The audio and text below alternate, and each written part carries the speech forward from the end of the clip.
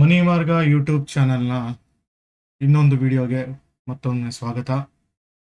ಇವತ್ತು ಒಂದು quarterly result ಬಗ್ಗೆ ಡಿಸ್ಕಸ್ ಮಾಡೋಣ ಅಂತ ತಗೊಂಡೆ.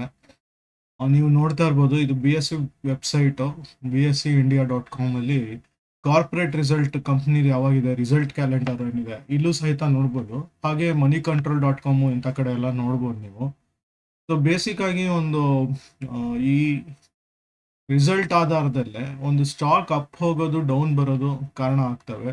ಸೊ ನಾನು ಲಾಸ್ಟ್ ಟೈಮ್ ಒಂದು ಸ್ಕ್ರೀನರ್ ನೋಡುವಾಗ ಏನೇನು ಕಂಡೀಷನ್ ನೋಡಬೇಕು ಅಂತ ಒಂದು ಹೇಳ್ತಾ ಇದ್ದೆ. ಅದರಲ್ಲಿ ಮುಖ್ಯವಾಗಿ ಸೇಲ್ಸ್ ಗ್ರೋತ್ ಈ ಥರದ್ದೆಲ್ಲ ನೋಡಬೇಕು ಅಂತ ಹೇಳಿದ್ದೆ. ಸೊ ರಿಸಲ್ಟ್ ಬೇಸಿಕ್ ಆಗಿ ಈ ಥರ ಒಂದು March result, quarterly result Q4 ಬರ್ತಾ ಇದೆ ಅಂತ ಇದ್ದಾಗ, Q4 ಒಂದು ಏಪ್ರಿಲ್ ಮಿಡ್ಡಿಂದ ಒಂದು ಮೇ ಮಿಡ್ ತನಕ ಈ ಥರ ರನ್ ಆಗುತ್ತೆ ಸೈಕಲ್. ಸೊ ಈ ಪರ್ಟಿಕ್ಯುಲರ್ ಇದ್ದಾಗ ಒಂದು ಮೇಜರ್ ಇವಾಗ ಕಂಪ್ನಿದು ಒಂದು ರಿಸಲ್ಟ್ ಬರ್ತಾ ಇದೆ. ಅದಾನಿ ಕಂಪ್ನೀಸ್ದು ರಿಸಲ್ಟ್ ನಿನ್ನೆಯಿಂದ ಸ್ಟಾರ್ಟ್ ಆಗಿದೆ ಒಂದಿಷ್ಟು. So ACC first Adani groups of companies ಯಾವುದಿದೆ ನೋಡೋಣ.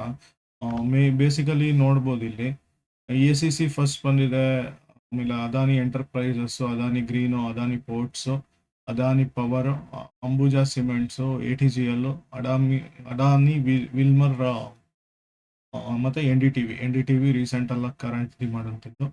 ಸೊ ಇದರಲ್ಲಿ ಯಾವ್ದಾದ್ರು ಬೆಸ್ಟ್ ಅಂತ ಒಂದು ಬೇಸಿಕ್ ಆಗಿ ನೋಡ್ಕೊಳ್ಳೋಣ. ಒಂದು ಫಂಕ್ಷನಲ್ ಆಸ್ಪೆಕ್ಟ್ ಅವ್ರದ್ದು ಏನಿದೆ ಬಿಸ್ನೆಸ್, ಅದ್ರ ಬೇಸಿಕ್ ಆಗಿ ರೀಸೆಂಟ್ ರಿಸಲ್ಟ್ಗೆ ಬಂದಾಗ ಇದು ಒಂದು ಓಕೆ ಇದು ರಿಸಲ್ಟ್ ನಾಡಿದ್ದಿದೆ, ನಾಳೆನೇ ಇದೆ ಅನ್ಸುತ್ತಾ.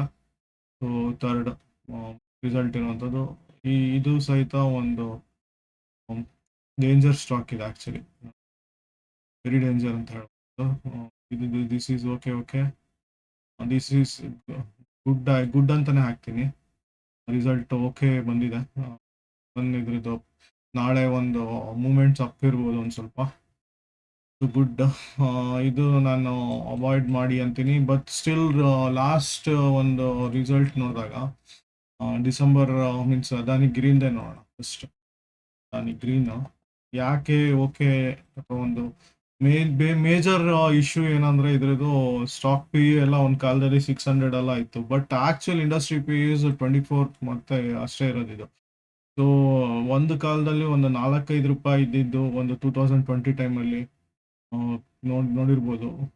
ಸುಮಾರು 5 ವರ್ಷದ ತಗೋಣ, ಒಂದು ಸಮ್ವೇರ್ ಇಲ್ಲಿತ್ತು, ಒಂದು 3 ರೂಪೀಸ್ 4 ರೂಪೀಸ್ ಈ ಥರ ಒಂದು 40 ಈ ಥರ ಜಂಪ್ ಆಗಿ ಒಂದು ಟೈಮಲ್ಲಿ ಪೀಕ್ ತುಂಬ ಹೋಗಿತ್ತು, ಒಂದು 2800 ತನಕ ಹೋಗಿದೆ. ಇವತ್ತು ಒಂದು 1700 ರೇಂಜಲ್ಲಿದೆ, 1800.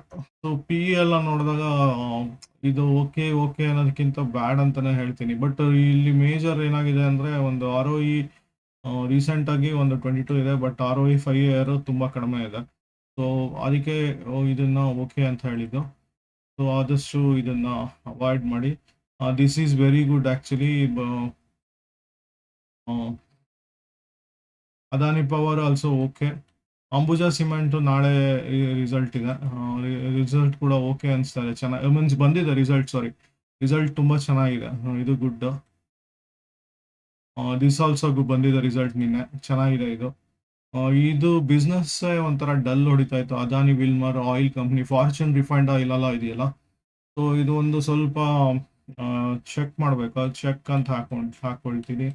ಸೊ ನೀವು ಕೂಡ ಅದನ್ನ ಚೆಕ್ ಮಾಡಿಬಿಟ್ಟು ನಾಡಿದ್ದು ರಿಸಲ್ಟಲ್ಲಿ ಹೇಗೆ ಬರ್ತಿದೆ ಅಂತ ನೋಡ್ಕೊಳ್ಳಿ. NDTV ಅಂತ ಏನು ಪರ್ಫಾರ್ಮ್ ಮಾಡ್ತಿಲ್ಲ, ತುಂಬ ಒಂದ್ಸಲಿ ನೋಡೋಣ. ತುಂಬ ದಿವಸ ಆಗಿತ್ತು NDTV ನೋಡಿದೆ ನಾನು, ನಾಟ್ ಇಂಟ್ರೆಸ್ಟೆಡ್. ಒಂದು ನೋಡಿ ROC ಎಲ್ಲ ನೆಗೆಟಿವ್ ಇದೆ, ROE ನೆಗೆಟಿವ್ ಸದ್ಯಕ್ಕೆ. ರಿಸಲ್ಟ್ ವೈಸ್ ಆ್ಯಕ್ಚುಲಿ ಗುಡ್, ಇದು ಒಂಥರ ಪರ್ಫಾರ್ಮ್ ಮಾಡಿದೆ. ಇದು ತುಂಬ ನೋಡೋಣ ಹೇಗೆ ಪ್ರೈಸ್ ಆಕ್ಷನ್ಗಳು ಚೇಂಜ್ ಇದಾಗಿದೆ ಅಂತ. ರಿಸಲ್ಟ್ಗಳು ಚೆನ್ನಾಗಿ ಬಂದಿದೆ ಅಂದರೆ ಬೂಮ್ ಆಗಿರುತ್ತೆ, ಒಂದು ಸ್ವಲ್ಪ ಪಬ್ಲಿಕ್ಲಿ ಇಂಟ್ರೆಸ್ಟ್ ತೋರಿಸಿರ್ತಾರೆ. ಸೊ ರಿಸಲ್ಟ್ ಇಲ್ಲಿ ಬಂದಿದೆ, ರಿಸಲ್ಟಿಂದ ಒಂದು ಹಾಕೋಣ ಐಡಿಯಾಸ್. ಐ ಥಿಂಕ್ ಮಿಸ್ಟ್ ಅನ್ಸುತ್ತೆ. ಸ್ಟಿಲ್ ನೋಡೋಣ ಒಂದ್ಸತಿ. ಐಡಿಯಾ ಏನಿದೆ, ಐಡಿಯಾ ಅಲರ್ಟ್ ಬಂದಿದೆ ಅನ್ಸುತ್ತಾ. ರಿಸಲ್ಟ್ದು ಇನ್ನೂ ಅಲರ್ಟ್ ತೋರಿಸ್ತಾ ಇಲ್ಲ, ಯಾಕೆ ಗೊತ್ತಿಲ್ಲ. ಬಟ್ ಆ ರಿಸಲ್ಟ್ ಅಂತೂ ಬಂದಿದೆ. ಚೆನ್ನಾಗಿದೆ ಇದು. ಇದು ಟೈಮ್ ಬೀಯಿಂಗು ಇದನ್ನ ಬೈ ಮಾಡ್ಬೋದು. ಸ್ವಲ್ಪ ಒಂದು ಗ್ರೋತ್ ಅಂತೂ ಮೊಮೆಂಟಮ್ ಅಂತೂ ತೋರಿಸುತ್ತೆ. ಸೊ ಲಾಸ್ಟ್ ಎಲ್ಲ ಕಂಪೇರ್ ಮಾಡಿದ್ರೆ ನೋಡಿ, ಡೌನ್ ಆಕ್ಚುಲಿ 35 ಇಂದ ಐ ಮೀನ್ಸ್ ಅವಾಗ ಟೇಕ್ ಓವರ್ ಆಗಿದ್ದಾಗಿದ್ದು. 35 ಇಂದ 10 ಬಂತು, -7 ಆಯಿತು, 59 ಪ್ಲಸ್ ಸೈಡ್ ಇದೆ ಈಗ. ಸೊ ಬೈ ಮಾಡ್ಬೋದು ಅಂತ ಅನ್ಕೊಂತಿದ್ದೀನಿ. ಸ್ಟಿಲ್ ROE ಅವಾಗಿಂದೆಲ್ಲ ನೆಗೆಟಿವ್, ಇವಾಗ ಎಫೆಕ್ಟ್ ಹೊಡಿತಾ ಇದೆ. But okay, it's not A good bad thing. So ಇಲ್ಲೆಲ್ಲ ಒಂದು ಕಾಲದಲ್ಲಿ ಅರೌಂಡ್ 500 ಎಲ್ಲ ಇದ್ದಿದ್ದು, ಇವತ್ತಿನ ದಿವಸ ಒಂದು 230 ಸಮಥಿಂಗ್ ನಡೀತಾ ಇದೆ, 229. ಸೊ ಓಕೆ, ಇದನ್ನು ಬೈ ಮಾಡಿ. ಜಸ್ಟ್ ನೋಡಿ ಟಚ್ ಆಗಿದೆ. MACD ಇದೆಲ್ಲ ಹೇಳ್ತಾ ಇದೆ ನೋಡಿ, ಇಲ್ಲೊಂದು ಸಡನ್ ಜಂಪ್ ತಗೊಳುತ್ತೆ. ಸೇಮ್ ಲೈಕ್ ಇಲ್ಲೇನಾಗಿತ್ತು, ಇಲ್ಲೂ ಸಹಿತ ಒಂದು ಜಂಪ್ ತಗೊಳುತ್ತೆ ಈಗ. ಸೊ ನೆಕ್ಸ್ಟ್ ಇದು ಅಂತ ಹೇಳಿದ್ರೆ ಈ ಪರ್ಟಿಕ್ಯುಲರ್ 302 ಕ್ರಾಸ್ ಆಗುತ್ತೆ. ಸೊ 60 ರುಪೀಸ್ ಗ್ರೋತ್ ಸಿಗ್ಬೋದು ಅಂತ ಅನ್ಕೊಂತಿದ್ದೀನಿ. ಸೊ ಖಂಡಿತವಾಗ್ಲೂ ಇದನ್ನು ಸಹಿತ ಬೈ ಮಾಡಿ. ಸೊ ಈ ಲಿಸ್ಟ್ ಆಫ್ ಕಂಪ್ನೀಸ್ ರಿಸಲ್ಟ್ ನೋಡಿದಾಗ ನಿಮಗೆ ಒಂದು ಚೆನ್ನಾಗಿ ಬರ್ಬೋದು ಅಂತ ಅನ್ಕೊಂತೀನಿ. ಸೊ ಮೇನ್ ಇನ್ನೊಂದು ಡಿಸ್ಕ್ಲೈಮರ್ ಅನ್ನೋದಕ್ಕಿಂತ ಒಂದು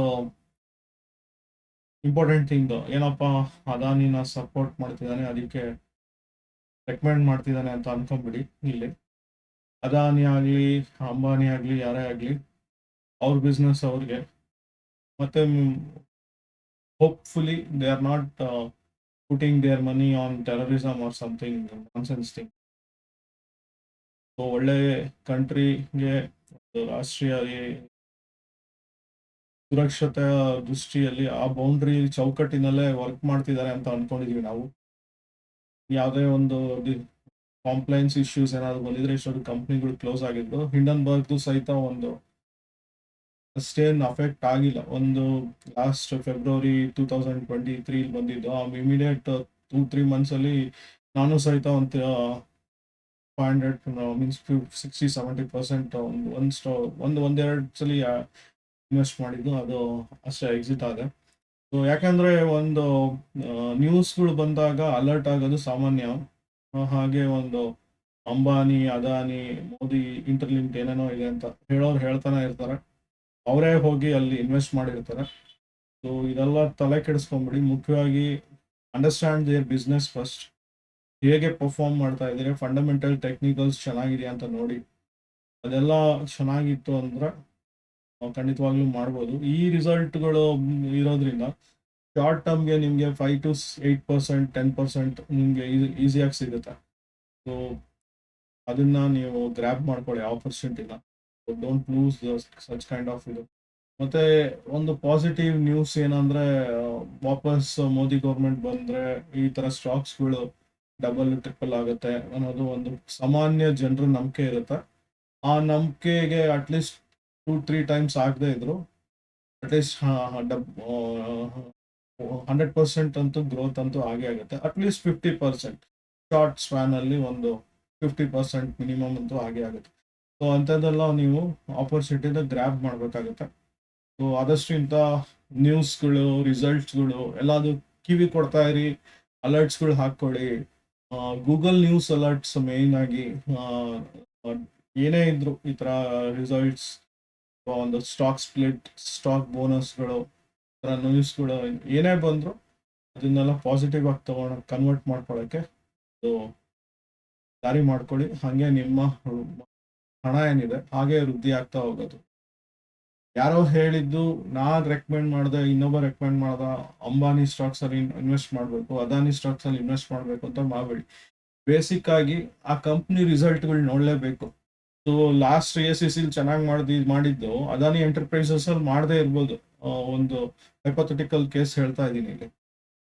ಸೊ ಗ್ರೀನ್ ಅಲ್ಲಿ ಹೇಳ್ತಾ ಇದ್ದೆ, PE ಎಲ್ಲ ಜಾಸ್ತಿ ಇತ್ತು, ಪ್ರಾಬ್ಲಮ್ ಇದೆ. ಸೊ ಆ ಥರದ್ದೆಲ್ಲ ಪ್ರಾಬ್ಲಮ್ಸು, ಪ್ರೋಸ್ ಅಂಡ್ ಕಾನ್ಸ್ ಏನೇ ಇದ್ರು ನೋಡ್ಕೊಬೇಕು. ಅದೆಲ್ಲ ನೋಡಿಯೇ ನೀವು ಇನ್ವೆಸ್ಟ್ ಮಾಡಬೇಕಾಗುತ್ತೆ.